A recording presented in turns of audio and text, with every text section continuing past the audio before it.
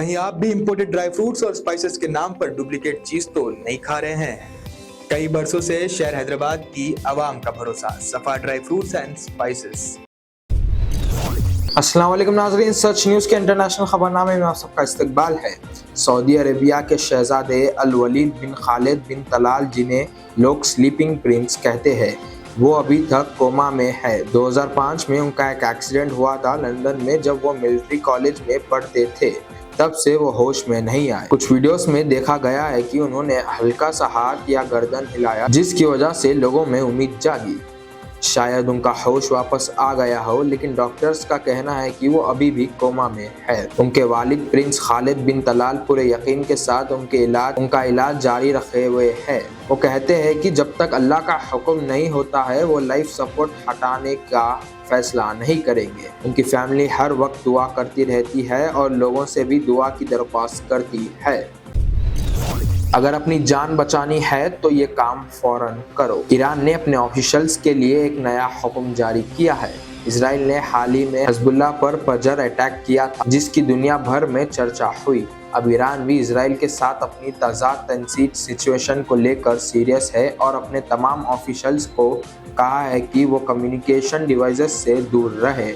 Iran में सरकारी अफसर और उनकी सिक्योरिटी टीम को पब्लिक कम्युनिकेशन और टेलीकॉम डिवाइसेस इस्तेमाल करना मना कर दिया गया है। ये हुक्म ईरान के सैर सिक्योरिटी कमांड ने जारी किया है, जिसमें तमाम ऐसे डिवाइसेस की पूरी तरह पाबंदी है। ईरान के साइबर कमांड का कहना है कि इजराइल का पुराना रिकॉर्ड देखते हुए उन्हें डर है कि इजराइल इन डिवाइसेस को टारगेटेड किलिंग्स के लिए यूज कर सकते हैं।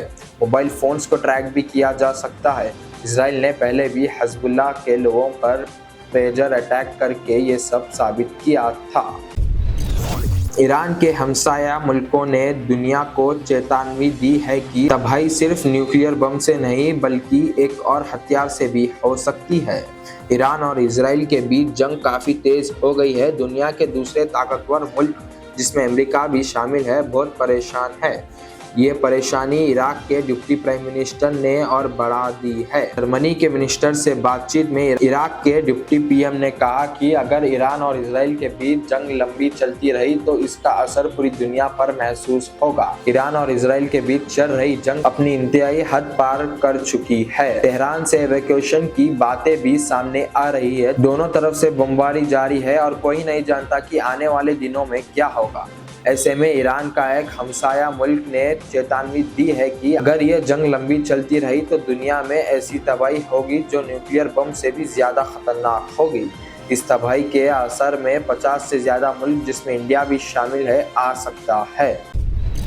ट्रम्प हुकूमत ने पहले जो फार्म्स, होटल्स और रेस्टोरेंट्स पर इमिग्रेशन रेट्स रोकने का हुक्म दिया था, उसको वापस ले लिया है। आईसीई के ऑफिशियल्स ने एजेंसी के लीडर्स को बताया कि अब एजेंट्स को फिर से ये रेट जारी रखना है। वाशिंगटन पोस्ट के मुताबिक होमलैंड सिक्योरिटी इन्वेस्टिगेशन डिवाइसेस के ऑफिशियल ने मंडे को एक कॉल में कहा कि वर्क फोर्स साइट्स जैसे कि एग्रीकल्चर, बिजनेस, होटल्स और रेस्टोरेंट्स पर रेट कंटिन्यू करना है। ये फैसला पिछले हफ्ते यूएस गाइडेंस का उल्टा है, जिसमें रेट्स को टेम्पररी रोकने को कहा गया है। पिछले रेट्स की वजह से लॉस एंजल्स में बड़ा प्रोटेस्ट भी हुआ था। US department of homeland security ने ये अपडेट मंडे को स्टाफ को दिया। तो ये थी हमारी आज की इंटरनेशनल खबरें। हमें दीजिए इजाजत। खुदा हाफिज।